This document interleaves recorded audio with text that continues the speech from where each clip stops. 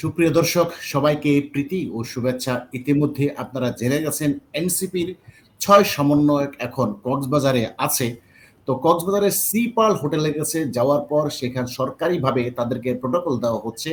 তাদের নামে অবস্থানকে নিশ্চিত করে পুলিশ সুপার এবং জেলা প্রশাসককে নিরাপত্তা ব্যবস্থা নিতে বলা হয়েছে ঢাকা থেকে, স্বরাষ্ট্র মন্ত্রণালয় থেকে।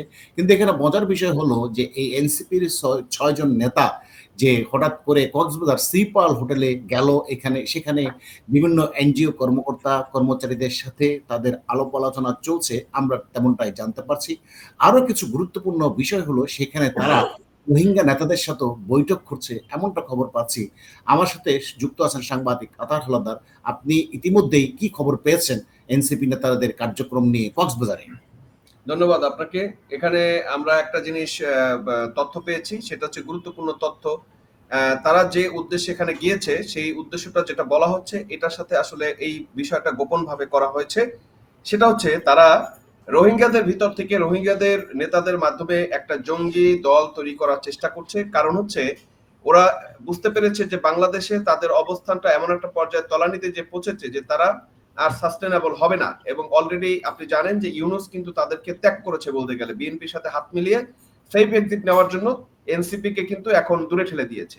তো সবকিছু মিলে তারা কিন্তু একটা যুদ্ধের ঘোষণা প্রথম থেকে দিয়ে রেখেছে। বাংলাদেশে আপনি জানেন মাহফুজ আলম হতে শুরু করে এরা কিন্তু বিভিন্ন সময় হাসনাত, এরা কিন্তু যুদ্ধ প্রস্তুতির কথা বলছে এবং এইটাকে আরো স্ট্রং করার জন্য তারা রোহিঙ্গাদের ভিতর থেকে একটা জঙ্গি গ্রুপ তৈরি করার চেষ্টা করছে, যে জঙ্গি গ্রুপটা সারা বাংলাদেশে অরাজকতা সৃষ্টি এবং জঙ্গিবাদ তৈরি করার জন্য এবং অস্ত্র দিয়ে তাদেরকে এই এনসিপিদের অস্তিত্ব ধরে রাখার জন্য এদেরকে ব্যবহার করার একটা পায়তারা, একটা গোপন বৈঠক চলছে।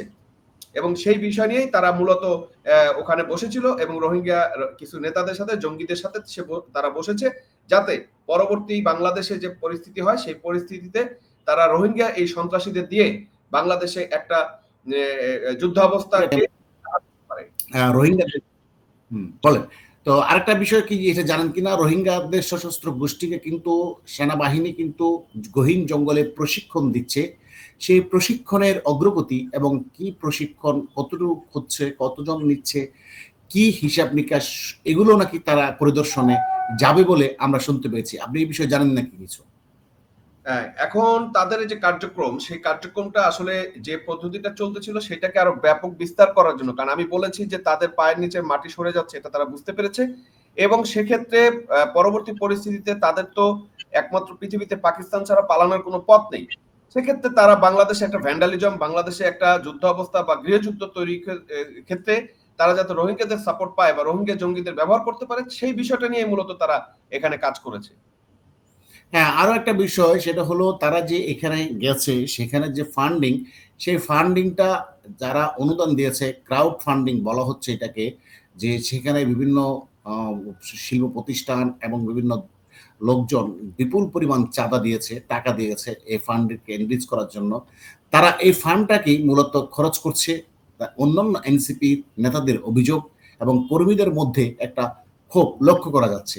তো এখানে একটা বিষয় লক্ষণীয়, দেখেন জোড়ায় জোড়ায় তারা কিন্তু গেছে, ৩ জন মেয়ে, ৩ জন ছেলে, কালাপাড়া হাসনাত, তারপরে এই যে জমিদারের নাতি সার্জিস, তারপরে নাসিরুদ্দিন পাটোয়ারি নান্না বাচ্চা, তারপরে ওই যে সেক্সের ওষুধ বিক্রি করে যে তাসনিম যারা, তারপর সামান্তা শারমিন, নাহিদা সারোয়ার, অর্থাৎ জোড়ায় জোড়ায় তারা গেছে।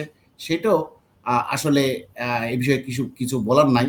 আপনি নিশ্চয়ই এগুলো তো ধরেন আপনার কাজের সাথে একটু এন্টারটেনমেন্ট দরকার আছে, সেই এন্টারটেনমেন্ট গুলো তারা পাবে, সমস্যা কি? এটা তো মানে নতুন জীবন তারা উপভোগ করছে। এন্টারটেনমেন্ট এন্টারটেনমেন্ট, জঙ্গি জঙ্গি, দেশ নষ্ট, দেশ ধ্বংস, তারা তো এই খেলা নিয়েই আছে। এবং তারা যে বিলাসবহুল রুম ভাড়া করেছে, সেখানে নাকি তাদের হোটেলে বিলে এসেছে ১৩ লক্ষ টাকা, সেটাও বলা হচ্ছে পত্রিকার বিভিন্ন সূত্র থেকে আমরা সেটা জানতে পারছি। তো এখন রোহিঙ্গাদের নিয়ে আসলে তারা দেশের অভ্যন্তরে একটা জঙ্গি গোষ্ঠী তৈরি করে তাদের যে আপনি যেমনটা বলছিলেন, জঙ্গি গোষ্ঠী তৈরি করে তারা কি বাংলাদেশের দেশকে অস্থিতিশীল করার কি পায়তারাই তারা করছে? আমি বলেছি যে তারা একটা যুদ্ধ অবস্থা বা যুদ্ধ প্রস্তুতি কিন্তু তাদের ভিতরে সবসময় আছে, কারণ তারা জানছে যে তাদের পায়ের নিচের মাটি সরে যাচ্ছে একের পর এক। তাদের নোংরামি, তারপর হত্যা, খুন, মব, সন্ত্রাস, সারা বাংলাদেশে চাঁদাবাজি, ধান্দাবাজি এগুলো সবকিছু মিলিয়ে কিন্তু সাধারণ মানুষ এবং পুলিশ, র‍্যাব বলেন বা সেনাবাহিনী বলেন সবাই কিন্তু তাদের থেকে দূরে সরে গেছে এবং সর্বশেষ লাথিটা দিয়েছে আমি মনে করি যে ইউনূস যখন সে তারেকের সাথে হাত মিলেছে তখন থেকে কিন্তু আপনার এনসিপি এবং জামাতকে কিন্তু মোটামুটি ইউনূস ত্যাগ করেছে তার নিজের সেফ এক্সিট এনশিওর করার জন্য। ধন্যবাদ আতার হালদার আপনাকে। প্রিয় দর্শক, সাথে থাকার জন্য আপনাদেরকেও ধন্যবাদ। আবারও কথা হবে অন্য কোনো বিষয় নিয়ে।